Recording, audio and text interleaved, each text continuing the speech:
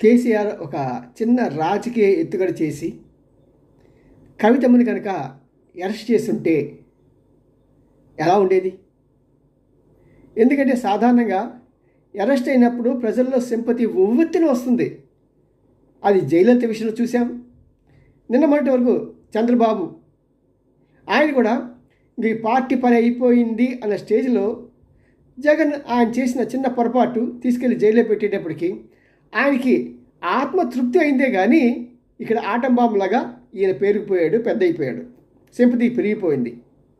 అలాగే కేసీఆర్ కూడా కవితమ్మని కనుక అరెస్ట్కి యాక్సెప్ట్ చేసి బీజేపీతో లోపాకాయ ఒప్పందాలు లేకుండా చేసినట్టయితే ఏమవుతుంది? జైల్లో పెడతారు. అంతకుముందు కనుమూలి వెళ్ళలేదా? అసలు కనుమూలి అక్కడికి అరెస్ట్ అయినప్పుడు అక్కడ ఆ జైల్లో ఆమెకి ఎంత రాచమర్యాలు జరిగాయండి. మెడ్రాస్ నుంచి కుక్కులు తీసుకెళ్ళి